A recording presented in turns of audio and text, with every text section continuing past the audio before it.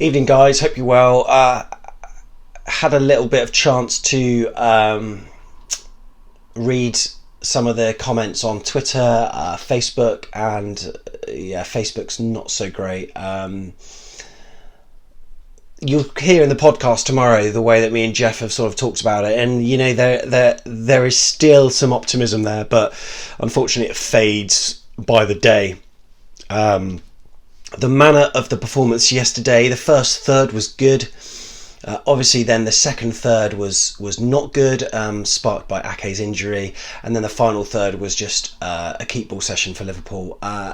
Technically better players, talented, but I think it's the manner of the loss that's again hard to take. But you look at the players out there, and effectively the back four was not the back four that any of us would have chosen at the start of the season.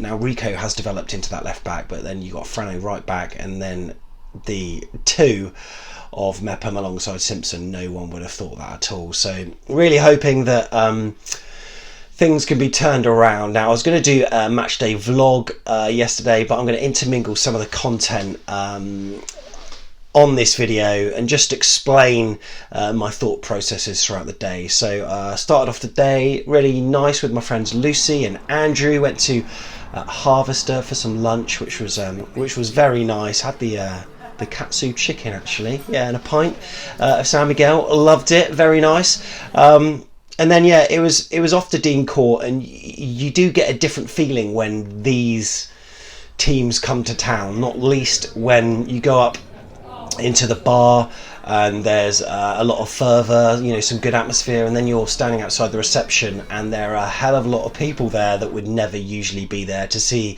the Liverpool coach roll in. And then you see people like Jurgen Klopp, Mo Salah, Virgil getting off the coach, a lot of selfies, clamours for autographs and stuff. It must be it's almost like the Harlem Globetrotters coming to town.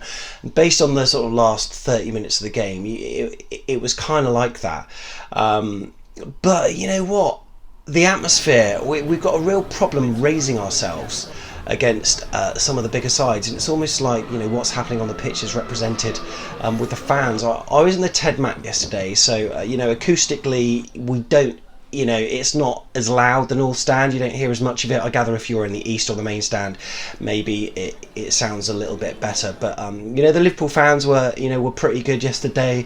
But Bournemouth did well for the first 35 minutes. But that goal, when they scored it, it was almost like the writing was on the wall at that point. Outdone by the long ball.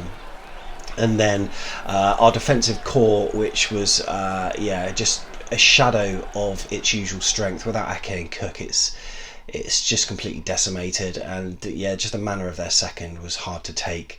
Mo Salah having a lot of time to control it back here, and great finish by Keita. And you're looking at Mo Salah always scores against Bournemouth. Lo and behold, he did in the second half. And at 3-0, shut up shop, and Klopp, it was game management, and fair play. They did what they had to do given the schedule that they've got. They rested a couple of key players in that game, didn't need to field them. You got the likes of Curtis Jones coming on late on, and Shaqiri. I thought Liverpool did really well, and then based on the fact that Man City didn't exactly do the business against Man United that evening, the title surely is going to Merseyside this year. If it doesn't, oh my goodness, that's scary. Now Leicester, I don't know how they're doing in their match. You know what, I might just have a quick look now because it's 20 minutes gone. I'm dreading seeing the scores because let's see what we got. Leicester are winning. They're beating Villa. Norwich are beating Sheffield United at home. Southampton 0-0 against Newcastle. But the table, the live league table, do I even look at it? You know what, I'm not even sure I want to, because we were 15th and at the moment still 15th, so that's something, but only a point above the relegation zone. Absolutely scary. But you sort of look at it and you think, well, there are easier games to come, and we will have key players back for January. Stanislas should hopefully be fit. David Brooks maybe. Steve Cook with his wrist maybe. He's the sad smiley on Twitter. Made me think, what on earth is going wrong on Friday night? And then, we will have Josh King back hopefully. And you think, well, we're playing teams that are beatable. January and February have got to be incredible months. What I just bloody hope this season is that we don't fuck off to Dubai or somewhere, because form is never good after that either. If that happens, then I've lost the will to live. But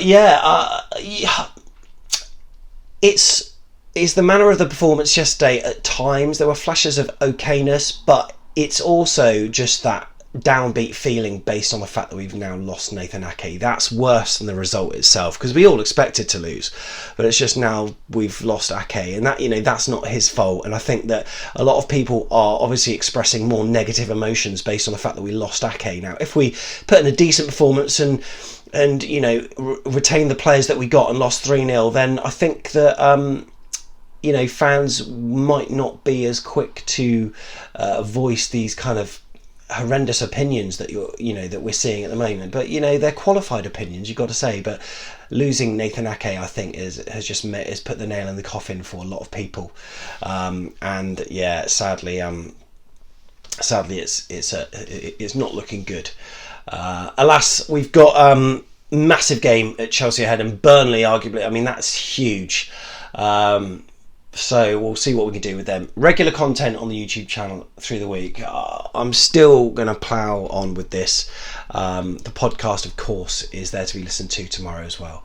Hope you've enjoyed this video. This has been my match reaction to yesterday, and I just hope that Frano's call to arms on AFCB TV will be listened to and adopted by many of the players as the weeks go on. It's not a very happy Christmas being a Bournemouth fan, but you know what? We've been in worse situations before and we've pulled out the bag, and I put my faith in Eddie to do it again. People have mentioned the relegation word before so many times. It feels a little bit more real this time just because of this trajectory that we're on is horrendous, but there's always one game where we turn it around. Why can't it be Chelsea? Until next time, up the cherries.